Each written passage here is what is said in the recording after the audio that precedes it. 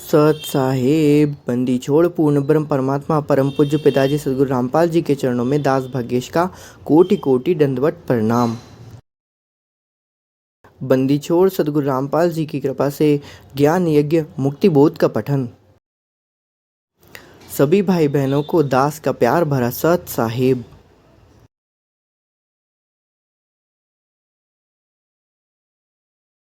बंदीछोड़ सदगुरु रामपाल जी भगवान की जय। गरीब निवास सदगुरु रामपाल जी भगवान की जय। पूर्ण ब्रह्म परमात्मा सदगुरु रामपाल जी भगवान की जय। बंदीछोड़ सदगुरु रामपाल जी भगवान के चरणों में दास का कोटि कोटि दंडवत प्रणाम। परमात्मा हम लोग ज्ञान यज्ञ कर रहे हैं। मुक्ति बोध पेज नंबर 185। अर्जुन सहित पांडवों के युद्ध में की गई हिंसा का पाप लगे। अब परमेश्वर कबीर जी ने धर्मदास जी को बताया कि उपरोक्त विवरण से सिद्ध हुआ है कि पांडवों को युद्ध में हत्याओं का पाप लगा। आगे सुन और सुनाता हूँ। अब ये धर्मदास जी की वाणी चल रही है वहाँ पर कि किस प्रकार से उन्होंने वहाँ पर उनको बताया।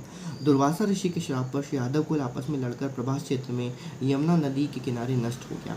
श्री कृष्ण जी भगवान के उस शिकारी के पैर में विषाक्त तीर मारकर घायल कर दिया। उस समय श्री कृष्ण जी ने उस शिकारी को बताया कि आप त्रेता युग में सुग्रीव के बड़े भाई बाली थे तथा मैं रामचंद्र था।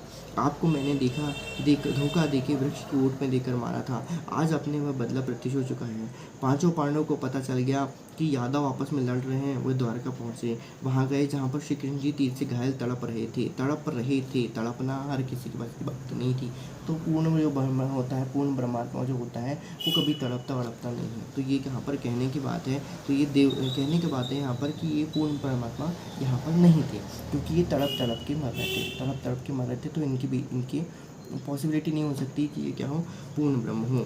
पांचों पांडवों के धार्मिक गुरु श्री कृष्ण जी ही थे। श्री कृष्ण जी ने पांडवों से कहा, अब धार्मिक गुरु कौन थे? श्री कृष्ण जी थे। अब वही है, परमात्मा ने जैसे बताया है कि देखा देखी गुरु शिष्य बन गए, करे न तत्व विचारा।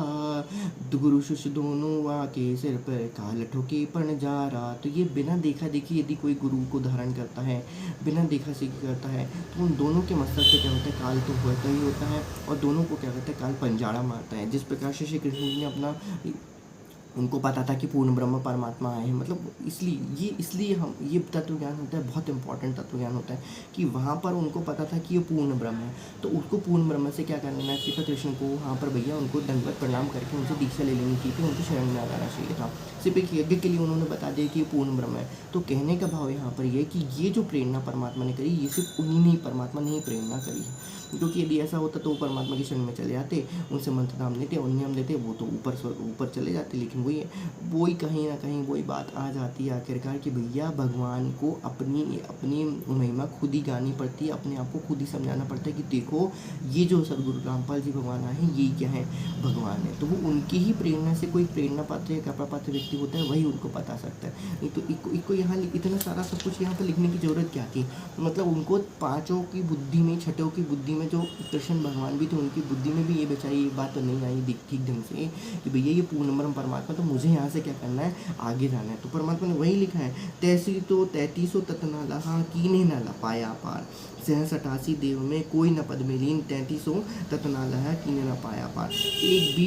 एक भी वहाँ पर कोई ऐसा नहीं था जिनने ये सोच लिया हो कि भैया नहीं, इस कारण से, इस व्यक्ति के कारण से, यदि मान लीजिए चलो व्यक्ति ही मान लेते या संत मान लेते या कोई पूर्ण शक्ति मान लेते, भैया इस शक्ति के कारण ये शंख यहाँ तक बजा है, हम में शक्ति नहीं थी, तो हम लोग उनकी शरण में तुरंत आ जाए और तुरंत में क्या करें, माया क्या करे, माया रावण राम, माया क्या करे, माया कृष्ण कंस, ये बात होती है। अब वो सही बात है कि भैया परमात्मा की गति कोई नहीं जानता। ज्यों का त्यों समझाई, कहे कबीर कृपा कर जन पर, ज्यों का त्यों समझाई। हर किसी की बस की बात नहीं है कि वो परमात्मा को क्या करे, उनको जैसे उनकी बताई हुई जानी है वैसे उनको समझ सके। उसके बावजूद भी उन्होंने दीक्षा नहीं ली और उनसे उनके शरण में नहीं गए। तो अब ये जो होना था, ये तो हो नहीं था, ये तो गारंटी होना था, क्योंकि कर्म तो उनके कटने वाले थे ही नहीं, कहना चाहिए। आगे परमात्मा क्या लिखते हैं कि पांचों पांडव के धार्मिक गुरु श्री कृष्ण जी थे। अब ये गलत बात हो गई यहाँ पर। अब वो चलो ठीक था, जैसा भी था उस समय उनकी जैसी बुद्धि थी वैसी भी थी, द्रौपदी के भी थे, लेकिन द्रौपदी ने छोड़ के फिर उनको यहाँ पर धारण किया। अब उस समय तो परमात्मा करुणामय रूप में आए हुए थे। यहाँ पर सुबह सोल्यूशन की बात हो रही है। आगे श्री कृष्ण जी ने पांडवों से कहा, आप मेरे अति प्रिय हो, मेरा अंत समय आ चुका है, मैं कुछ ही समय का मेहमान हूँ, मैं आपको अंतिम उपदेश देना चाहूँगा, कृपया ध्यानपूर्वक सुनो। यह कहकर श्री कृष्ण ने कहा, आप द्वारका की स्त्रियों को इंद्रप्रस्थ ले जाना, यहाँ कोई नर यादव शेष नहीं बचा है। अति शीघ्र राज त्याग कर हिमालय चले जाओ, वहाँ अपने शरीर को नष्ट होने तक तपस्या करते रहो। अब देखो, नष्ट होने तक तपस्या करते रहो। अब ये पूर्ण ब्रह्म परमात्मा के लक्षण होते हैं, जिसने गीता में क्या ज्ञान दिया था कि भाई साहब की घोर उपवास व्रत तपस्या करने से मुझको ही कष्ट करता है, और फिर वही व्यक्ति यहाँ पर क्या कह रहा है कि ये नष्ट होने तक तपस्या करते रहो, तो ये तो पॉसिबिलिटी नहीं हो सकती। तो गारंटेड है भैया, ये बात सत्य है कि भैया उसके मन में काल प्रवेश करके क्या हो रहा था, बोल रहा था। अन्यथा यहाँ पर श्री कृष्ण जी ये नहीं कहते कि शरीर के नष्ट होने तक तपस्या करते रहो, क्योंकि उनको तो, और उनको इतनी भी मतलब एक व्यक्ति दो ही बातें नहीं कह सकता, पॉसिबिलिटी नहीं है। इस प्रकार हिमालय की बर्फ में गलकर नष्ट हो जाओगे। बताओ, बर्फ में गलकर नष्ट हो जाओ। अब उन्हें खुद ही बोले कि जाओ अपने आप को क्या कर लो, वहाँ पर जाके कर। अब भैया स्वर्ग का भोग भोगना था, जिंदा रहना था, सब कुछ इतना बड़ा राजपाट जिसके लिए लड़ाया कहना चाहिए, और आखिर में क्या करे भैया, ये सब कुछ छोड़ दो और जाके क्या करो, वहाँ पर अपने शरीर को गला दो। धन्य रे भगवान, ऐसी बुद्धि वाले भगवान थे हमारे। युधिष्ठिर ने पूछा कि हे भगवान गुरुदेव श्री कृष्ण, क्या हम हिमालय में गलकर मरने का कारण जान सकते हैं? यदि आप उचित समझे तो बताने की कृपा करें। अब ये जो गल के मर जाने का नष्ट का कारण है, ये काल प्रेरित है, ये काल प्रेरित माया है कहना चाहिए। हालांकि क्योंकि शरीर को नष्ट कर देने से कोई आपके पाप समाप्त नहीं होते हैं कहना चाहिए, वो तो यथावत वैसे की वैसे ही रहते हैं। नहीं तो फिर तो वो तो कुत्ते वाली कहानी याद रखो भैया कि वो चुड़ों ऋषिश्वर एक अगले जन्म में कुत्ता बनेगा, और 72 करोड़ सेना जो होंगी वो क्या करेंगे, उनको वहाँ पर मरेंगे। तो ये तो मनमाना ही खुद को तब देना है, मनमाना ही खुद के लिए क्या करना है, नरक का पाथ खोलना है एक प्रकार से। तो ये तो गलत है। यदि अपने को क्रश करना भाई, गीता में ज्ञान था क्या कहते हैं कि मुझे अपने आप को क्रश करता है, गौर पात्र वो तो मैं आंसू योनियों में डालता हूँ, उन नीचे अधर्मी व्यक्ति को तो मैं आंसू योनियों में बार बार डालता हूँ, मानते चलता हूँ। तो तभी यहाँ पर क्या थे भगवान ही जाने। आगे मतलब सदगुरु रामपाल जी जानते हैं, गलकर मरने का कारण जान सकते हैं, यदि आप उचित समझे तो बताने की कृपा करें। श्री कृष्ण ने कहा कि युधिष्ठिर, आपने युद्ध में जो प्राणियों की हिंसा करके पाप किए हैं, उस पाप का प्रायश्चित करने के लिए ऐसा करना अनिवार्य है। अब देखो, अब वो फिर यज्ञ करवाने की क्या जरूरत थी, और फिर यज्ञ में सब जब सारे पाप समाप्त हो गए थे तो फिर जी क्या था कहना चाहिए। तो भाई साहब इतने पाप इकट्ठा हो गए थे कि जिनका कि कोई अंत नहीं था। इस प्रकार तपस्या करके प्राण त्यागने से आपके महाभारत में दुख के पाप नष्ट हो जाएंगे। अब वो देखो, अब वो कौन बोल रहा है, जो पहले ये कह रहा था भैया गीता ज्ञान रहता था मैं देते हुए क्या कह रहे थे कि तू युद्ध कर, तेरे को कोई पाप नहीं लगेगा कहना चाहिए, अर्जुन तू निश्चित युद्ध कर, तो सब मेरे द्वारा मारे गए। और यहाँ पर क्या कह रहा है कि भाई पाप नष्ट हो जाएंगे, और पाप नष्ट होने के लिए पहले यज्ञ करवाया था, और यज्ञ में भी पाप नष्ट नहीं हुए, तो फिर अब ये कर्म करने का क्या जरूरत थी। तो ये मिलीजुली बातें हैं, क्योंकि ये जो है ये परमात्मा कहते हैं कि सुंदर मुनि 33 करोड़ी, ये सब बंधे काल की डोरी। ये सब जो होते हैं काल की डोरी से बंधे हुए होते हैं, इनके पास कोई शुद्ध ज्ञान नहीं होता है, भक्ति विज्ञान तो बिल्कुल भी नहीं होता, ना ही पाप कर्म को समाप्त करने का कोई इनके पास साधन है। इनका तो बस ये है कि कियो और भोगते जाओ, करो और भोगते चले जाओ।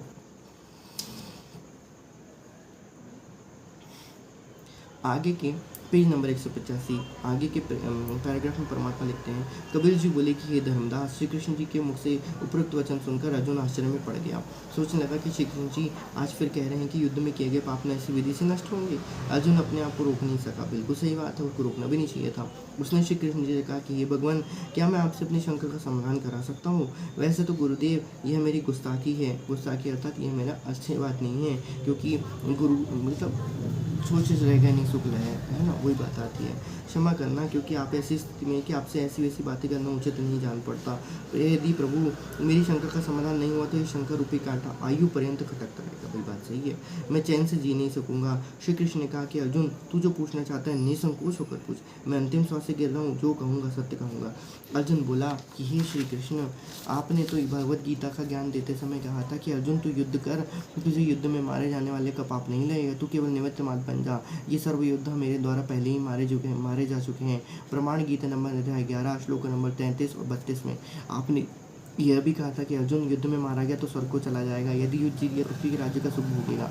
तेने दोनों हाथों में लड्डू हैं। प्रमाण श्रीमद् भगवद गीता अध्याय नंबर 2 श्लोक नंबर 37। तू युद्ध के लिए खड़ा हो जा, जय पराजय की चिंता छोड़कर युद्ध इस प्रकार कर, तू पाप को प्राप्त नहीं होगा। गीता अध्याय नंबर 2 श्लोक नंबर 38, पेज नंबर 186, पारा के अंक 7। अब परमात्मा आगे क्या लिखते हैं, जिस समय बड़े भैया को बुरे बुरे स्वप्न आने लगे थे, हम आपके पास कष्ट निवारण के लिए विधि जानने गए, तो आपने बताया कि जो युद्ध में बंधुघात अर्थात अपने नातियों, राजाओं, सैनिकों, चाचा, भतीजों आदि की हत्या का पाप दुखी कर रहा है, मैं अर्जुन उस समय भी आश्चर्य में पड़ गया था कि भगवान गीता ज्ञान में कह रहे थे कि तुम्हें कोई पाप नहीं लगेगा, युद्ध करो, और आज कह रहे हो कि युद्ध में की गई हिंसा का पाप दुखी कर रहा है। आपने पाप नाश होने का समाधान बताया, अश्वमेध यज्ञ करना जिसमें करोड़ रुपए का खर्च हुआ। उस समय मैं अपने मन को मार कर यह सोचकर चुप रहा था कि यदि मैं श्री कृष्ण जी से वाद विवाद करूंगा तो आप ही कह रहे थे कि तुम्हें युद्ध में होने वाली हत्याओं को कोई पाप नहीं लगेगा। आज कह रहे हो कि तुम्हें महाभारत के युद्ध में हत्याओं का पाप दुख दे रहा है। कहाँ गया आपका वह गीता वाला ज्ञान? ओए होए, बिल्कुल सही बात है, कहाँ गया आपका वह गीता वाला ज्ञान? इसलिए हमारे साथ धोखा किया, गुरु होकर विश्वासघात किया। तो अर्जुन भैया, युधिष्ठिर जी, ये ना सोच लें कि मेरी चिकित्सा में धन लगा है, मेरी चिकित्सा में धन लगना है, इसी कारण अर्जुन वाद विवाद कर रहा है। यह अर्जुन मेरे कष्ट निवारण में होने वाले खर्च के कारण विवाद कर रहा है। ये नहीं चाहता कि मैं युधिष्ठिर अर्थात कष्ट में गुजरूं। तो कहने का भाव है कि यहाँ पर 4 लाइन में परमात्मा ये कहना चाहते हैं कि अर्जुन वहाँ पर वो गीता ज्ञान तो उसको थोड़ा बहुत याद था कि उसने जो चीज़ उसको याद थी उसको पूरी तो याद नहीं थी। अब वो कृष्ण के समय में अंतिम समय से ये पूछा कि भैया आपने तो गीता के ज्ञान में कुछ और दिया था और यहाँ पर आप कुछ और कह रहे हो, कहना चाहिए। अब युधिष्ठिर जो है, युधिष्ठिर के सामने इतनी बड़ी समस्या थी कि उनको मानसिक रूप से वो बहुत ज़्यादा प्रताड़ित हो चुके थे। उनको भूत प्रेत के सपने आने लगे थे, कहना चाहिए, उनको भूत प्रेत बाधा हो गई थी एक प्रकार से, क्योंकि उनको बंदूक हाथ का उनको वहाँ पर लगा हुआ था। अब युधिष्ठिर जी उससे चिकित्सक के पास गए थे। अब चिकित्सक था क्योंकि आध्यात्मिक चिकित्सा थी, क्योंकि भाई कर्मों का फल था, तो ये आध्यात्मिक चिकित्सा से ही ठीक हो सकता था, तो यज्ञ कराया गया। अब वहाँ पर अर्जुन ने कृष्ण को ये सब कहकर युधिष्ठिर को ये सब ये नहीं कहा कि भाई ऐसा कह रहे थे वैसा कह रहे थे, आपने तो ये कहा था, अब ऐसा कैसे हो गया? तो भाई जब उपाय हमने कर लिया, जब हमने उपाय करने के बाद हमने ये कर रहे हैं, तो फिर हमें ये बंधुघात का फल क्यों लगा, कहना चाहिए, पर तो उसका दुष्परिणाम क्यों हुआ, कहना चाहिए। तो वहीं पर बात कर रहे हैं कि भाई आपने तो पहले ऐसा कहा था, अब ऐसा कहा, कहीं युधिष्ठिर जी बुरा ना मान जाए कि भाई मेरे मतलब मैं खर्चा कर रहा हूँ, मेरे लिए खर्चा कर रहा हूँ, तो ये छोटा भाई मैं कहीं पैसे बचाने के चक्कर में ऐसा तो नहीं कह देता। तो ये सब बातें उसके मन में चल रही थी, जो वो श्री कृष्ण के समय अंतिम समय में क्या करता है वहाँ पर उनके सामने रख देता है। अब इस कारण से अर्जुन वाद विवाद कर रहा है। अब आगे उपरोक्त विचारों को ध्यान में रखकर मैंने सोचा था कि यदि युधिष्ठिर भैया को थोड़ा सा भी यह बात हो गया कि अर्जुन इस दृष्टिकोण से विवाद कर रहा है, तो भैया अपना समाधान नहीं कराएगा, आजीवन कष्ट को गले लगाए रहेगा। हे कृष्ण, आपके कहे अनुसार हमने यज्ञ भी किया, आज फिर वही कह रहे हो कि तुम्हें युद्ध की हत्याओं का पाप लगा है। उसे नष्ट करने के लिए शीघ्र राज्य त्याग कर हिमालय में तपस्या करने गल मरो। आपने हमारे साथ यह विश्वासघात किस लिए किया? यदि आप जैसे संबंधी व गुरु हों तो शत्रुओं की आवश्यकता ही नहीं है। ओह बेचारा, तो सही बात थी, उसके मन में काफ़ी हद तक ये लगी हुई थी। तो ऑब्वियसली ये चीज़ें तो हर किसी के मन में भी आना चाहिए। यदि कोई छोटी से छोटी पूजा भी करवाता है तो भाई हमारे कष्ट क्यों नहीं निवारण हो रहे भाई, या तो आपकी हमारे ऊपर कृपा नहीं है, या तो भाई कहीं ना कहीं फॉल्ट है, कहना चाहिए। तो परमात्मा वही कहते हैं कि हंसा तेरी चूक चाकरी में, नौकरी में कोई चूक चाकरी हो रही है, तो ये तेरे कारण हो रहा है। मेरी तरफ से तो यहाँ पर सब कुछ चीज़ क्या है, शुद्ध है, सात्विक है, सब कुछ इस तरीके पहले से ठीक है। तो परमात्मा, हे परमात्मा, हम भी आपसे यही कहते हैं कि हे परमात्मा, यदि हमसे भी कोई भूल चूक हो गई हो, हे प्रभु, जिस कारण से हमारी कुछ कारण से हमारे मन में कभी कभी थोड़ा बहुत खटकना आ जाता होगा, हे प्रभु, कभी ऐसी हो सकती है धोखे धड़ाके से किसी के वचनों के अनुसार यदि कुछ ऐसा हो जाता है, हे परवरदिगार, हम तो पुत्रों को, हम पुत्रों को, हम तुच्छ देवियों को, हमको सेवकों को, हमको दो कौड़ी का जीव मानकर, हमें बुद्धिहीन मानकर, हे प्रभु, हे परवरदिगार, आप अपनी दयालु और कृपा पात्र होकर हमको कृपा पात्र बनाए रखें। हे परवरदिगार, हमारे सर पे से आप अपना हस्त कभी ना उठाएं परमात्मा दिगार, क्योंकि हम लोग इस 5 प्रकृति और इस काल के लोक में रह रहे हैं, जहाँ पर ये हमें छल बल करके किसी भी तरीके से हमको छलना चाहता है। किसी न किसी समय पे माइनर से शंका के कारण भी, सूक्ष्म चाल से भी हमको क्या कर सकता है, छल सकता है। हे परवरदिगार, आप हमारी रक्षा अवश्य करिएगा, हमें उस पापों का बोझ हमारे ऊपर मत आने दीजिएगा। ये बंदी छोड़ सदगुरु रामपाल जी भगवान दास की और सारे सत्संगों की ये प्रार्थना है। हे परवरदिगार, अपने कृपा का हस्त हमारे ऊपर सदैव बनाए रखिएगा, और हम लोग ज्ञान आधार से हमेशा एक दूसरे के प्रति दृढ़ रहें, और जो भी काल के जो भी विचार है, जो भी वो हैं, वो हमारे मन में कभी ना आए। और ये जो 16 आपके जो गुण दिए हुए, आपने शील, संतु, विवेक, दया, क्षमा, एकता, भाव, भक्ति, बैराग, जो भी आपके 16 हैं प्रभु, ये गुण ये हमारे अंदर सदैव ही समाहित रहें, और ये हमारे मन, वचन, कर्म और तीनों में ही क्या हो जाएं, ये सारे के सारे गुण रम जाएं। हे परवरदिगार, ऐसे हमारे ऊपर कृपा करिए। हे बंदी छोड़ सबल स्वरूप साहिब सरोगे सलाम सदगुरु रामपाल जी भगवान, आप ही दाता हो, आप ही बंदी छोड़ हो। हे परमात्मा, आप ही इस काल लोक के कष्ट से और इस काल लोक के जो भी बुराई हैं उससे आप हमको, हमारे मन, वचन और कर्म को क्या कर सकते हो, आप हमें भी क्या कर सकते हो, मुक्त कर सकते हो। हे परवरदिगार, आपका नाम ही बंदी छोड़ है। हे परवरदिगार, हमें इन सब बुराइयों से, हम इन कुविचारों से, कुकर्मों से, मनसा वाचा कर्मणा, हमें कुविचारों, कुभावों और कुकर्मों से और जितने भी कुसंस्कार हैं उनसे हमें मुक्ति दिलाई। बंदी छोड़ सदगुरु रामपाल जी भगवान के चरणों में 10 कोटि दंडवत प्रणाम। हे परवरदिगार, आगे परमात्मा ने क्या लिखते हैं, आपने हमारे यह विश्वासघात किस लिए किया। यदि आप जैसे संबंधी को गुरु हो तो शत्रुओं की आवश्यकता ही नहीं है। हे कृष्ण, हमारे साथ तो एक भी लड्डू नहीं रहा, ना तो युद्ध में मरकर स्वर्ग गए, ना पृथ्वी के राज्य का सुख भोग सके। बिल्कुल सही बात है, क्योंकि आप कह रहे हो कि राज्य त्याग कर हिमालय में गल मरो। आंसू टपकाते हुए अर्जुन के मुख से उपरोक्त वचन सुनकर युधिष्ठिर बोला, अर्जुन, किस परिस्थिति में है भगवान है, किस परिस्थिति में भगवान है, इस समय भी शब्द बोलना शोभा नहीं देता। श्री कृष्ण जी बोले कि अर्जुन सुन, मैं आपको सत्य सत्य बताता हूँ, गीता का ज्ञान मैंने क्या कहा था, मुझे कुछ भी ज्ञान नहीं है। ओए होए, उन्होंने क्या कहा था, उसे कुछ भी ज्ञान नहीं है। यह जो भी कुछ हुआ था, यह होना था, इसे टालना मेरे वश में नहीं था। कोई अन्य शक्ति है जो आप और हमको कठपुतली की तरह नचा रही है, वह तेरे वश में ना मेरे वश में। परंतु जो मैं आपको हिमालय में तपस्या करके शरीर अंत करने की राय दे रहा हूँ, यह आपको लाभदायक है। अब वो लाभदायक कितने से हो जाएगी, कितने से हो जाएगी वो लाभदायक, वो तो लाभदायक कभी थी ही नहीं। मुक्ति बोध, पेज नंबर 187। आप मेरे इस वचन पर पालन अवश्य करना। यह कहकर श्री कृष्ण जी शरीर त्याग गए। जहाँ पर उनका अंतिम संस्कार किया गया, उस स्थान पर यादगार रूप में श्री कृष्ण जी के नाम पर द्वारका में द्वारकाधीश मंदिर बना है। श्री कृष्ण ने पांडवों से कहा था कि मेरे शरीर का संस्कार करके राख तथा अधजली अस्थियों को एक काष्ठ के संदूक में डालकर उनको पूरी तरह से बंद करके यमुना में प्रवाह कर देना। अब देखो इंपॉर्टेंट बात परमात्मा यहाँ पर बताया है कि अंतिम संस्कार करके उनकी राख करना और अधजली अस्थियों। और परमात्मा क्या कहते हैं, चार दाग आवे नहीं बाको सतगुरु जान। जो चार दाग में नहीं आता, चार दाग अर्थात जिसको जलाया नहीं जा सकता, जिसको पानी में बहाया नहीं जा सकता, जिसको दफनाया नहीं जा सकता, और जिसको किसी प्रकार से, और जो चार दाग में नहीं आता अर्थात किसी भी तरीके जो अंतिम संस्कार की गई जाती है उसमें उसको कुछ नहीं बचता, वो सीधे सशरीर आता है और सशरीर परमात्मा चला जाता है, उसको सदगुरु ज्ञान। और ये हमारे पूर्ण परमात्मा सदगुरु रामपाल जी भगवान है। तो ये नहीं हो सकती, क्योंकि पंच तत्व से मिले हुए थे, तभी पंच तत्व, तभी तो उनकी अस्थियाँ वहाँ पर मिली थी। आगे देखते हैं परमात्मा क्या लिखते हैं। पांडवों ने वैसा ही किया। वह सिंदूक बहता हुआ समुद्र में उस स्थान पर चला गया जिस स्थान पर उड़ीसा प्रांत में जगन्नाथ का मंदिर बना। अब वो बेचारा यहाँ द्वारका से उठते उठते कहना चाहिए कहाँ चला गया, उधर उड़ीसा तक पहुँच गया। वहाँ पर उनकी अस्थि लगी हुई है। प्रांत में जगन्नाथ का मंदिर बना। उस समय उड़ीसा का राजा इंद्रदमन था, जो श्री कृष्ण जी का परम भक्त था। स्वप्न में श्री कृष्ण जी ने बताया कि एक काष्ठ के संदूक में मेरे कष्ट वाले शरीर की अस्थियां हैं। उस स्थान पर वह संदूक बहकर आ चुका है। वो तो कृष्ण की अस्थियां हैं, वो अस्थियों की हम पूजा कर रहे हैं, डूब मरो सालो। उस स्थान पर उनको जमीन में दबाकर एक मंदिर बनवा दे। ओए होए, उस स्थान को उसको जमीन में दबाकर एक मंदिर बनवा दे। राजा ने स्वप्न में अपनी धार्मिक पत्नी तथा मंत्री के साथ साझा किया और उस स्थान पर गए तो वास्तव में एक लकड़ी का संदूक मिला। उसको जमीन में दबाकर जगन्नाथ नाम से मंदिर बनवाया। उसी समय उड़ीसा का राजा इंद्रदमन था। सेम सिमल्टेनियस से दोनों के बारे में परमात्मा बताया कि कलयुग का जिस समय अंत होने वाला था, तो कलयुग के अंत समय में कहना चाहिए ये वेस्ट में थे, वेस्ट में था, पश्चिम में द्वारकाधीश था, और ईस्ट में उड़ीसा में जो कहते थे वो राज्य कौन कहते थे, इंद्रदमन राज्य कहते हैं। और इस प्रकार से हमें परमात्मा ने यहाँ पर एक शब्द ले आया हुए है कि इंद्रदमन एक मंदिर बनवा दे, जगन्नाथ हो जिसका नाम। इंद्रदमन एक मंदिर बनवा दे, जगन्नाथ हो जिसका नाम। अर्धरात्रि बीत गई थी, स्वप्न में दिखे घनश्याम। अर्धरात्रि बीत गई थी, स्वप्न में दिखे घनश्याम। इंद्रदमन एक मंदिर बनवा दे, जगन्नाथ हो जिसका नाम। अब परमात्मा अब आगे लिखते हैं, पेज नंबर 187। धर्मराज जी को परमेश्वर कबीर जी ने बताया, हे धर्मदास, सर्व 56 करोड़ यादव को आपस में जो लड़कर मर गए थे, अंतिम संस्कार करके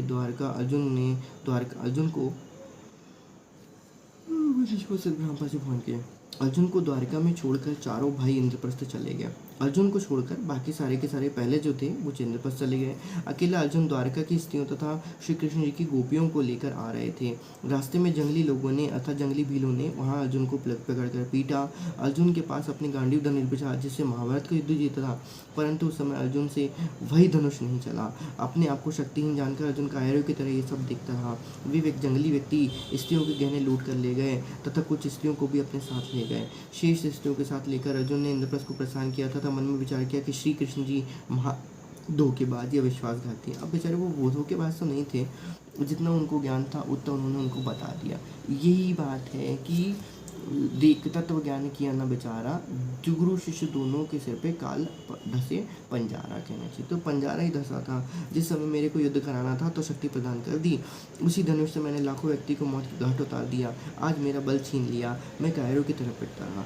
अब ये जो कहानी थी, ये सारी की सारी कहानी थी, कृष्ण जी इसके नरेटर नहीं थे, इसके नरेटर थे कौन, काल नरेटर है इसका कहना चाहिए। और वैसे भी काल इसका नरेटर नहीं है कहना चाहिए, काल नरेटर तो युद्ध का है कहना चाहिए। लेकिन ये शक्ति और ये सब चीज़ें अर्जुन के पूर्व जन्म में जो उसने सदगुरु रामपाल जी की भक्ति करी हुई थी, या जिस तरीके से उन्हें परमात्मा की भक्ति करी हुई थी, उस तरीके से वहाँ पर उसको फिर वो चीज़ें मिली हुई थी कहना चाहिए। अब उसका जो कुछ कारणवश कुछ उसके मन में कुछ भावनाएं रह गई होंगी, कुछ विचार रह गया होगा, किसी प्रकार से काल ने उन्हें ठग लिया होगा, जीते जी ठग लिया होगा, या मृत्यु के बाद जब वो अपने रास्ते पर जा रहे होंगे तब उनको ठग लिया होगा। तो उसके बाद फिर वो बेचारे वो वहाँ पर क्या हुए, उनको अगले जन्म में वापस परमात्मा को यहाँ पर क्या करना पड़ा, ये देना पड़ा। अभी हो सकता है कि पता नहीं कभी आए होंगे कि नहीं होंगे, वट अभी तो वो नरकों में घूम रहे होंगे या स्वर्ग में कहीं और आगे घूम रहे होंगे।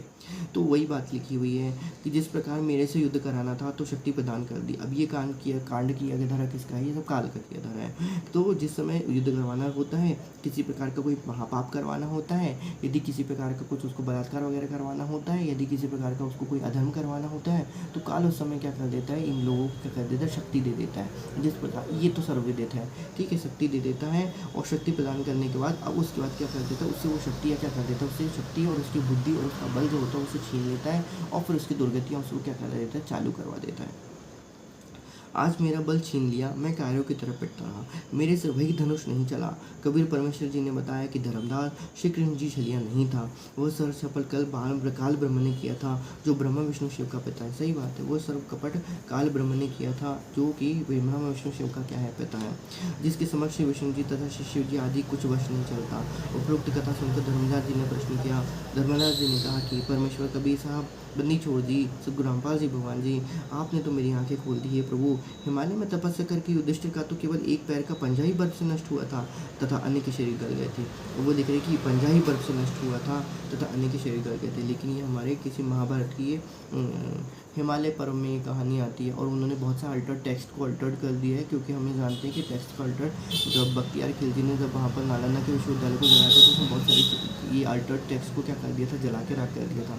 उसके बाद कहना चाहिए कि वो भी काल की प्रेरणा से उसने जला के राख किया था। उसका जिसका जितना बना, जितना श्लोक जिसके पास था, उतना उन्होंने क्या किया, सब समेकित करके अभी जो धर्म ग्रंथ है वो हमारे पास बहुत ज़्यादा क्या है, अपूर्ण धर्म ग्रंथ है। 1600 के आसपास की बात है, वही 1600 जब कबीर परमात्मा यहाँ से जाने, हाँ मतलब यहाँ पर होंगे कहना चाहिए, मुझे ध्यान नहीं है कि बख्तियार खिलजी ने कब नालंदा विश्वविद्यालय को जलाया था, क्योंकि ये सारे के सारे टेक्स्ट उस समय वहाँ पर ओरिजिनल विद्यमान थे। खैर आप ये देखिएगा, यूट्यूब वगैरह में आपको मिल जाएगा। सुना है वे सर्व पापमुक्त होकर स्वर्ग चले गए। उत्तर, परमेश्वर कबीर जी ने कहा कि हे धर्मदास, हिमालय में जो तप पांडवों ने किया था वह शास्त्र विधि त्याग कर मनमाना आचरण होने के कारण व्यर्थ प्रयत्न था। बिल्कुल सही। प्रमाण गीता जी के अध्याय नंबर 16 श्लोक नंबर 23 तथा गीता नंबर 16 श्लोक नंबर 5-6 में कहा गया है कि जो मनुष्य शास्त्र विधि को त्याग कर केवल घोर बनीश्वर सदगुरु रामपाल जी भगवान के लिए, बनीश्वर सदगुरु रामपाल जी भगवान के लिए। प्रमाण गीता के अध्याय नंबर 16 श्लोक नंबर 23 तथा गीता अध्याय नंबर 17 श्लोक नंबर 5-6 में कहा है कि जो मनुष्य शास्त्र विधि को त्याग कर केवल कल्पित मन कल्पित घोर तप को तपते हैं, वे शरीर से परमात्मा को रक्षने वाले हैं। उन अज्ञानियों को नष्ट हो जान, तो वे तो बेचारे नष्ट हो गए, उन्हें खुद भी नष्ट हो गए, और उन पांडवों को भी, 5 पांडवों को भी नष्ट कर दिया, उनकी भक्ति भी नष्ट हो गई। अब वो बेचारा पता नहीं उनको कब भगवान परमात्मा की दोबारा शरण मिलेगा कहना चाहिए। क्योंकि जैसी तपस्या पांडवों ने वह गीता जी को वेदों में वर्णित नहीं है, तो ऐसे शरीर को पीड़ा देकर साधना करना व्यर्थ बताया है। यजुर्वेद अध्याय नंबर 40 मंत्र नंबर 15 में कहा है कि ओम नाम का जप करते करते कर, विशेष कसक के साथ कर, मनुष्य जन्म का मुख्य कर्तव्य जान के कर। यही प्रमाण गीता जी के नंबर अध्याय 8 श्लोक नंबर 7 और 13 में कहा गया है कि मेरा तो केवल ओम मंत्र है, इसका मंत्र अंतिम शास्त्र करने से लाभ होता है। इसलिए अर्जुन तो युद्ध भी कर तथा स्मरण भी कर। अतः हे धर्मदास, जैसी तपस्या पांडवों ने की वह व्यर्थ सिद्ध हुई, तो उससे उनको कुछ नहीं मिला, और उल्टा तो वो क्या गए, नरक में गए। ये तो हम कहानी आगे की जानते हैं। तो ये सत्य कथा है, कहानी है, हम लोग कहानी के फॉर्मेट में सुन रहे हैं, लेकिन एक्चुअली ये सब सत्य कथा है, क्योंकि उस समय वहाँ पर वो नरक में ही गए हुए थे। युधिष्ठिर ने देखा कि उनके 5 पांडव जो 4 भाई हैं और उसके साथ जो उसके वो हैं, वो तो वहाँ पर क्या है, नरक में, वहाँ पर उनको दंडित किया जा रहा है, और उनके जो बाकी 100 कौरव थे और जो उनकी एक और बहनें थी कहना चाहिए, वो सब कहाँ थे, वो स्वर्ग में वहाँ पर बैठ के मस्त मजे से आनंद कर रहे थे। वहाँ पर कोई राग नहीं था, उनके बीच में कोई दोष नहीं था। लेकिन ये जो थे, ये शरीर जब स्वर्ग गए थे, तो इन्होंने देखा कि नहीं, वहाँ पर मेरे 5 भाई हैं नहीं, मतलब 4 भाई हैं नहीं, और वहाँ पर द्रौपदी भी नहीं है। तो वो सब कहाँ करी थी, वो नीचे क्या करी थी, नरक में क्या करे थे, उनको दंडित किया जा रहा था। देख लेना, ये तो सभी लोग जानते होंगे। अब आगे परमात्मा क्या लिखते हैं, गीता अध्याय नंबर 3 श्लोक नंबर 6 से 8 में कहा है कि जो मूढ़ मनुष्य, पेज नंबर 188 पारक के अंक सरलाल। गीता अध्याय नंबर 3 श्लोक नंबर 6 से 8 में कहा है कि जो मूढ़ बुद्धि मनुष्य समस्त कर्म इंद्रियों को रोककर अर्थात हठ योग द्वारा एक स्थान पर बैठकर या खड़ा होकर साधना करता है, वह मन से इंद्रियों का चिंतन करता रहता है। जैसे सर्दी लगी तो शरीर की चिंता, सर्दी के चिंतन, भूख लगी तो भूख के चिंतन आदि करता रहता है, वह हठ से तप करने वाला मिथ्याचारी अर्थात दम्भी कहा जाता है। भाई जो फील हो रहा है तो हो रहा है, उसमें भी क्या दिक्कत है, भाई कष्ट है तो कष्ट है, उसमें क्या करना, क्या नहीं मानना कि नहीं मुझे तो कष्ट नहीं हो रहा है। तो भाई साहब ये सत्य का मार्ग है, यहाँ पर जैसा फील हो रहा है आप वैसा बोलिए। जहाँ तक हो सके तो भैया यदि सर्दी है तो सर्दी है, गर्मी है तो गर्मी है, जब तक आपके मन में अंतःकरण में वो सत्यता नहीं आएगी तब तक थोड़ा सा मुश्किल है। वैसे देखा जाए तो यदि हम भगत से हैं, भगत की श्रेणी में है, तो नमक वाली कहानी यहाँ पर यदि आ जाती है तो कृपया करके अब वही बात है कि समय समय पे किस तरीके से समय को हमको क्या करना है यहाँ पर सिर्फ व्यतीत करना, परमात्मा यही कहते हैं। बाकी जैसा भी है जो भी कुछ है उसमें थोड़ा बहुत तो ऊंच नीच होती चलती रहेगी, और ये तो कोई दिक्कत इसमें है नहीं। तो क्योंकि ये तो लोग ही है, इतना गंदा लोग ही है, क्योंकि जब उसने मुकुट को हिलाया था, काल ने जब क्या कुरुम जी के मुकुट को हिलाया था, तभी परमात्मा ने मन से उसको त्याग दिया था। बोला था कि इसके राज्य में कभी शांति नहीं रहेगी। इसने मेरे विदुषी बेटे को क्या किया है, वो तपस्या में बैठा था, तपस्या नहीं कहना चाहिए, वो मेरे ध्यान में लगा हुआ था, वो ध्यान से लगा के वो आरती कर रहे थे, आरती नहीं कर रहे थे, ध्यान लगा हुआ था उनका परमात्मा में, तो वो परमात्मा का चिंतन मनन कर रहे थे, तो उसी समय उनका मुकुट हिला दिया था। तो उस कारण से उसको ये हुआ था कि भैया वो उसके राज्य में कभी उसको शांति नहीं रहेगी। काल को ये मन से उन्होंने क्या कर दिया था, परमात्मा ने उसको दंडित कर दिया था, श्राप दे दिया था। आगे परमात्मा क्या लिखते हैं कि भैया यदि कर्म नहीं करेगा, हाँ हठ योग करने से आराधना करने अर्थात एक ही स्थान पर बैठा या खड़ा होकर साधना करने से अपेक्षा कर्म करना तथा भक्ति भी करना श्रेष्ठ है। यदि कर्म नहीं करेगा तो तेरे शरीर का निर्वाह भी सिद्ध नहीं होगा। अब विशेष विचार यहाँ पर लिखे हैं परमात्मा ने।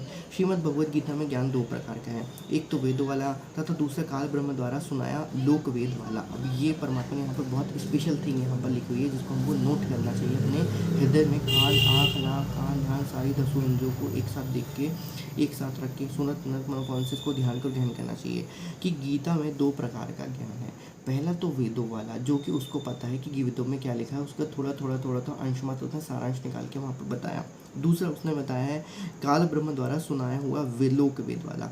अब ये लोक वेद वाला परमात्मा ने यहाँ पर लिखा है कि वो लोक वेद वाला जो कहानी है वो परमात्मा ने जो बताया हुआ है वो बताई हुई है वहाँ पर। वैसे भी उसको पता ध्यान नहीं था, उसको पता नहीं कितने करोड़ों जन्म लग गए होंगे ये चीज़ समझने के लिए कि ये लोक वेद वाला ज्ञान है, तो उसने वहाँ पर वो लिखा हुआ है।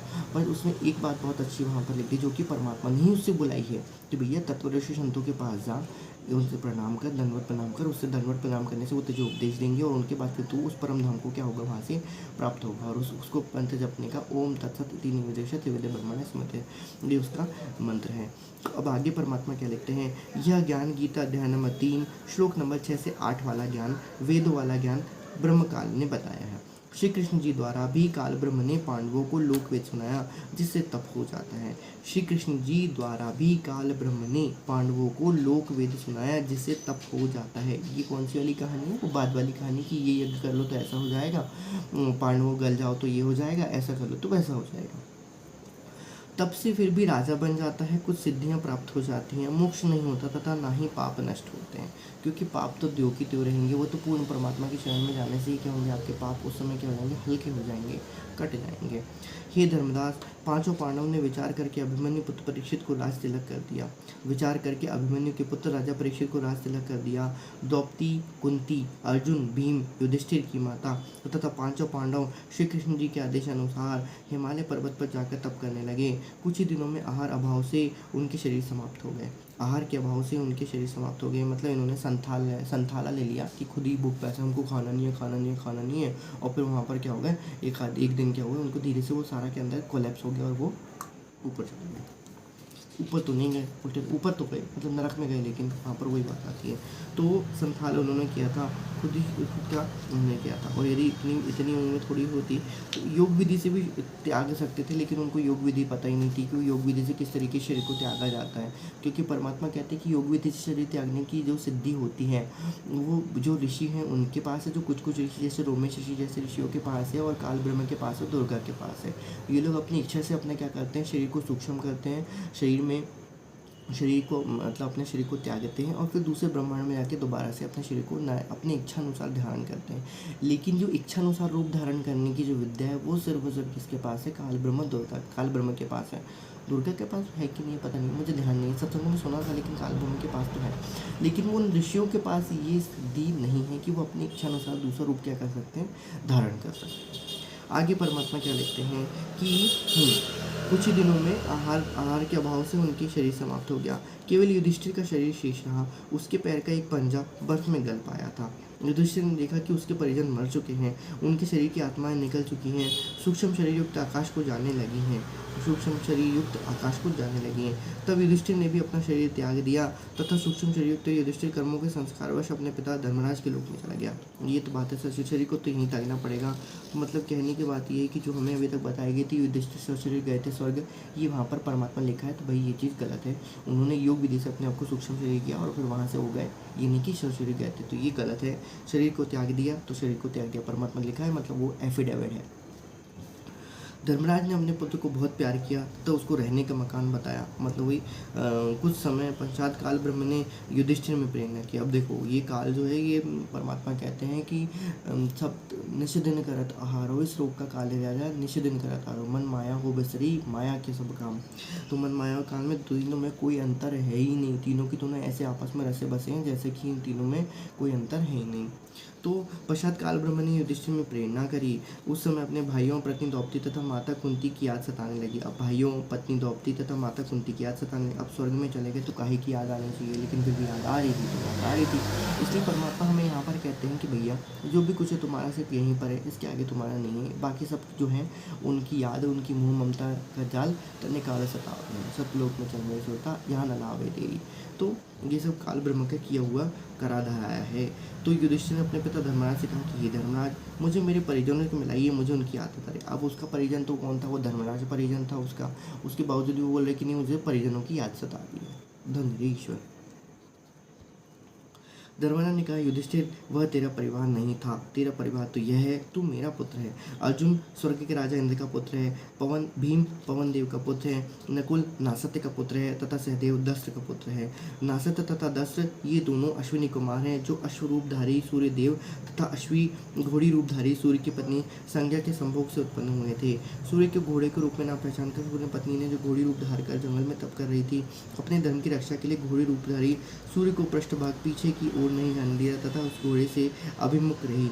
काम वासनावश घोड़ा स्वरूपधारी सूर्य घोड़ी रूपधारी अपनी पत्नी विश्वकर्मा के पुत्री की मुख की ओर चढ़कर संभोग करने के कारण वीर की कुछ अंश घोड़ी रूपधारी सूर्य की पत्नी के पेट में मुख द्वारा प्रवेश कर गया, जिससे दो लड़कों नासत्य तथा दस्त्र का जन्म घोड़ी रूप सूर्य पत्नी के मुख से हुआ, जिस कारण से वे दोनों बच्चे अश्विनी कुमार कहलाए। यह पुराण की कथा है। परमात्मा साफ साफ लिख दिया कि यह क्या है, पुराण की कथा है, ये कोई सत्य कथा नहीं है। किसी ने देखा होगा, उन्होंने बता दिया होगा, वॉटेवर जैसा भी कुछ है परमात्मा लिखा है तो भैया ठीक है, उन्हें देखिए मान लो, वैसे बात है। वैसे ये चीज़ मानने वाने की बात नहीं है, क्योंकि परमात्मा ने इसका खंडन कई बार करा हुआ है। पेज नंबर 189 अब मुक्तिबोध पाराक्यांक सलाद। अब हम देखते हैं इसमें कितना और है, नहीं तो हम अगली वीडियो में हमको कंटिन्यू करना पड़ेगा। नहीं ठीक है, पेज नंबर 190 तक ही जाता नहीं है। चलिए आज हम भगवान की दया से सद्गुरु रामपाल जी कृपा से आगे का ज्ञान भी कर लेते हैं। धर्मराज ने अपने पुत्र युधिष्ठिर को बताया कि आप सब वहाँ पृथ्वी लोक में इतना ही संयोग था, वह समाप्त हो चुका है। वे सर्व युद्ध में किए गए पाप कर्म तथा अन्य जीवन में किए गए पाप कर्मों के फल भोगने के लिए नरक में डाल रखे हैं। आपके पुण्य अधिक हैं, इसलिए आप नरक में नहीं डाल रखे हैं, अतः आप उनसे नहीं मिल सकते।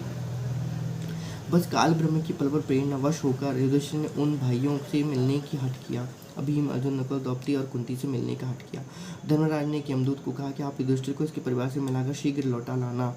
यमदूत युधिष्ठिर को लेकर नरक में प्रवेश हुआ। वहाँ पर आत्माएं हाहाकार मचा रहे थे, कह रहे थे कि ये युधिष्ठिर हमें नरक से निकलवा दो।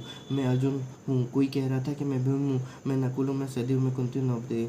इतने में अर्जुन ने कहा कि युधिष्ठिर अब आप लौट चलिए। युधिष्ठिर ने कहा कि मैं अपने परिवारजनों के साथ यहाँ नरक में ही रहूँगा। तब धर्मराज ने अवश्य आवाज़ लगाई, युधिष्ठिर यहाँ आओ, तेरे को एक युक्ति बताता हूँ। तब धर्मराज ने आवाज़ लगाई, युधिष्ठिर यहाँ हूँ, मैं तेरे को एक युक्ति बताता हूँ। यह आवाज़ सुनकर युधिष्ठिर अपने पिता धर्मराज के पास लौट आया। धर्मराज ने युधिष्ठिर को समझाया कि बेटा, आपने एक झूठ बोला था कि अश्वत्थामा मर गया, फिर दबी आवाज़ में कहा था कि पता नहीं मनुष्य था या हाथी, जबकि आपको पता था कि हाथी मरा है। उस झूठ बोलने के पाप का कर्मदंड देने के लिए आपको कुछ समय इसी बहाने नरक में रखना पड़ा, नहीं तो यह युक्ति मैंने पहले ही आपको बता देता। ओए हो, सही बात है, यह युक्ति तो पहले ही बता देता। और वो 5-10 मिनट के जो नरक में गया, उसको जिस प्रकार से वहाँ पर मानसिक अशांति हुई, उस प्रकार से उसको था कि भैया नर नहीं हाथी। तो ये बहुत इंपॉर्टेंट बात है कि हमें किसी प्रकार का अर्ध सत्य नहीं बोलना चाहिए। यहाँ पर सिंपल सी बात परमात्मा यहाँ पर हमको ये बता रहे हैं कि वो अर्ध सत्य का भी परिणाम आपको वहाँ पर क्या करना पड़ेगा, भोगना पड़ेगा। तो ये अर्ध सत्य का परिणाम वहाँ पर है। युधिष्ठिर ने कहा कि कृपया आप वह विधि बताइए जिससे मेरे परिजन नरक से निकल सकें। धर्मराज ने कहा कि उनको एक शर्त पर नरक से निकाला जा सकता है। अब यहाँ पर फिर से कि काल ने क्या करी, धर्मराज के अंदर प्रेरित कर दी, क्योंकि परमात्मा कहते हैं कि धर्मराज जो है वो कृत्रिमबाजी है काल की। काल अर्थात धर्मराज और काल में ज़्यादा कोई अंतर डिफरेंस नहीं है कहना चाहिए। सबका राज धर्म है, कहीं अपना किया सब बटन भरी। तो अब ये धर्मराय जो है, इसके मन में काल ने प्रेरणा किया, ये वही ठगी कर रहा है जिस प्रकार से उन्होंने अम्बरीश राजा के साथ ठगी किया था, राजा जनक के साथ ठगी किया, राजा जनक के साथ ठगी किया था, क्षमा देना सब साहब। तो हाँ, धर्मराज ने कहा कि आप कुछ पुण्य उनको संकल्प कर दो। युधिष्ठिर ने कहा कि मुझे स्वीकार है। यह कहकर युधिष्ठिर अपने आधे पुण्य उन 6 के निमित्त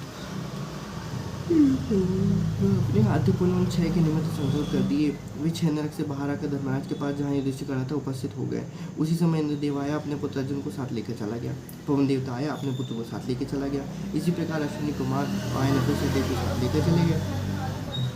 कुंती स्वर्ग में चली गई और देखते देखते द्रौपदी ने दुर्गा का रूप धारण किया तथा आकाश को ओर चली। कुछ ही समय में आंखों की सर्व की आंखों से ओझल हो गई। ओए होए, देखो कितनी प्यारी बात परमात्मा ने यहाँ पर लिखी है। जो जो जिसके अंश अवतार थे, जो जो जिसके अंश अवतार सृजित करे हुए थे, वो सब के सब वहाँ पर आए थे और उनके अनुसार वो उनके लोकों में जाने के अधिकारी थे। तो वहाँ पर वो उनके लोकों में अधिकारी चल गए।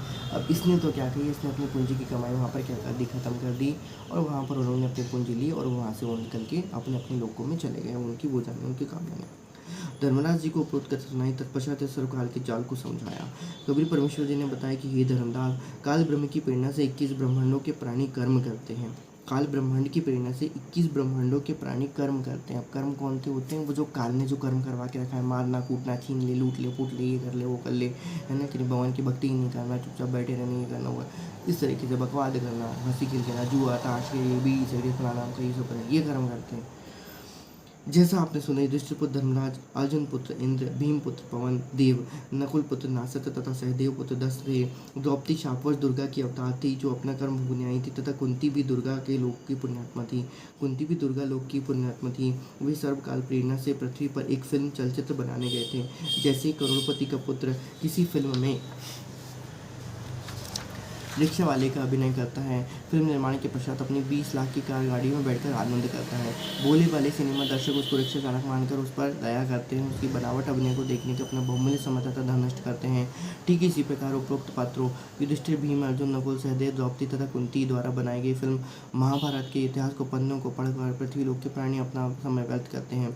तत्व ज्ञान को ना सुनकर मानव शरीर को व्यर्थ कर जाते हैं। अब वही बात है कि इसमें तत्व ज्ञान क्या था वो परमात्मा ही बता सकते हैं, किसी और की बस की बात नहीं है कि वो तत्व ज्ञान आके वहाँ पर क्या करे समझा सके, क्योंकि परमात्मा के जो है बाकी सबकी बुद्धि जो होती है वो हर एक युग की बात है कि समय के बाद क्या हो जाती है, वो खत्म होती चली जाती है, उनमें वो चीज़ नहीं आती है वो चीज़ आती है, लेकिन वो परमात्मा की प्रेरणा से आती है। काल को नहीं मालूम है तो किसी को क्या मालूम होगा। काल ब्रह्म यही चाहता है कि मेरे अंतर्गत जितने भी जीव हैं वे तत्वज्ञान से अपरिचित रहे तथा मेरी प्रेरणा से मेरे द्वारा भेजे गए गुरु द्वारा शास्त्र विधि विरुद्ध होना प्राप्त करके धन मृत्यु के चक्र में पड़े रहे। काल ब्रह्म की प्रेरणा से तत्वज्ञानहीन संतजन व ऋषियन कुछ वेद ज्ञान अधिक लोक वेद के आधार पर सत्संग वचन सुनाकर शुद्ध लोक जाने। तो क्या बताया, क्या परमात्मा क्या इंपॉर्टेंट बात यहाँ पर लिखी है कि भैया काल की प्रेरणा से काल के द्वारा भेजे गए गुरुओं तथा शास्त्र विधि विरुद्ध साधना करने वाले जन्म मृत्यु के चक्र में ही पड़े रहते हैं। काल ब्रह्म की प्रेरणा से तत्वज्ञानहीन संतजन व ऋषिजन, क्योंकि संतजन और ऋषि सारे के सारे जो हैं वो सबके सब क्या हैं, तत्वज्ञानहीन हैं। कुछ वेद ज्ञान अधिक लोक वेद के आधार पर वेद ज्ञान को कम पढ़ते हैं, कुछ वेद ज्ञान रखते हैं, लेकिन लोक वेद का ज्ञान वो क्या कर देते हैं, ज़्यादा प्रसारित करते हैं, जिससे क्या होती जनता वाह वाह वाह वाह वाह वाह, अरे महाराज जी क्या कथा करते हो, क्या कथा करते हो, ऐसा कर करके वहाँ पर भोले भाले लोगों को श्रद्धालुओं को सुनाते हैं, जिस कारण से साधक पूर्ण मोक्ष प्राप्त न करके काल के जाल में ही रह जाता है ना। गीता जी की सार सुनावे मीठी बात बता के। परमात्मा अब आगे लिखते हैं, हे धर्मदास, मैं पूर्ण परमात्मा के आगे लेकर तत्वज्ञान बताने के लिए काल के युग में कलयुग में आया हूँ। बंदीछोड़ सदगुरु सर्वस्वरूपी साहिब सर्वोगित सदगुरु रामपाल जी भगवान की जय। बंदीछोड़ पूर्ण ब्रह्म परमात्मा जगत गुरु तत्वदर्शन स्वरूप रामपाल जी भगवान के चरणों में दास का कोटि कोटि धन्यवाद प्रणाम। बंदीछोड़ सदगुरु रामपाल जी की कृपा से यहाँ पर हमारा मुक्ति बोध ज्ञान यज्ञ यहाँ पर चल रहा है। बंदीछोड़ आइए हम थोड़ा सा बंदीछोड़ की उनसे बंदीछोड़ से हम प्रार्थना कर लेते हैं। साधो की संगत करे बड़भागी बड़देव, आपन तो संसार नहीं और उतारे खेव। साध संग तेर भक्ति बिन कोई न उतरे पार, निर्मला आदि अनादि है गंदा सब संसार। साध साध सबको कहे साध सुमत से जान, कुमत कमावे जीव है जैसे जल पाखान। अब ये साध साधक को कहे साध सुमत से जान, कुमत कमावे जीवे जैसे पखानी, हर जगह ये चीज़ यहाँ पर आ जाती है। कृष्ण जी को भी साध नहीं थे वो। साध संत की ऐन में सुप सुदर्शन, साध संत की ऐन में बसे हुजूर अमान, जागर निंदा साध की सूगर डूबे जान। निंदा तो गई थी, निंदा का फल उनको मिला भी वापस। जहाँ जन की महिमा सुनो तामे गमन करंत, वो तो नगर मान है जहाँ मेरे प्यारे संत। अब वो उनके संत ही थे किसी कारण से, लेकिन वो संत नहीं थे, सिर्फ घनी पुण्य कर्मी आत्मा भक्ति, संत तो वो उनके हो नहीं सकते। संत सकल के मुकुट हैं साईं साध समान, बड़भागी वे हंस हैं जिन संतों नाल पहचान। जो संत सकल के मुकुट हैं साईं साध समान, बड़भागी वे हंस जिनको संतों नाल पहचान, जिनको उस पूर्ण ब्रह्म परमात्मा की संत की पहचान हो जाती है, वे बहुत बड़े पुण्यकर्मी और घनी पुण्यकर्मी आत्मा है, जिनका वर्णन नहीं किया जा सकता, नहीं किया जा सकता, नहीं किया जा सकता। जिनको सदगुरु रामपाल जी पहचान में आ गए कि भाई ये पूर्ण ब्रह्म परमात्मा है और ये हमें यहाँ पर सतलोक ले जाने के लिए आए हुए हैं, तो भाई साहब वे बड़भागी वे हंस है जिन्हें संतों नाल पहचान। बंदीछोड़ सदगुरु रामपाल जी भगवान की जय। कबीरा खड़ा बाजार में मांगे सबकी खैर, ना काहू से दोस्ती ना काहू से बैर। शील संतोष विवेक बुध दया धर्म एक तार, बिन शय पावे नहीं साहिब का दीदार। आत्म प्राण उधार ही ऐसा धर्म न और, कोटि यज्ञ अश्मेघ पदम शब्द समाना भौर। अंत कोटि अवतारे हैं नहीं चितवे बुधनास, खाले के खेले खालक में छह ऋतु 12 मास। पीछे पीछे हनी फिरे आगे संत सुजान, अंत करे सोई साँच हैं चारों युग परमान। साईं सरीखे साध हैं इन समतल नहीं और, संत करे सोई होते हैं साहब अपनी ठौर। जो बच्चा गौ की नजर में यो साईं और संत, हरिजन के पीछे फिरे भक्तवशल भगवंत। धारा मेरे संत की मुझसे मिटे न अंत, बुरी भली भाषे नहीं सोई हमारा वंश।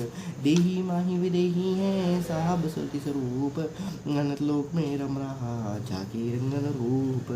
बंदीछोड़ शब्द स्वरूप साहित्य में श्री रामपाल जी भगवान के चरणों में दास का कोटि कोटि प्रणाम। सभी भाई बहनों को दास का प्यार भरा सत साहिब। एक घड़ी आधी घड़ी आदि में बुनियाद, कबीर संगत साधु की कटे कोटि अपराध।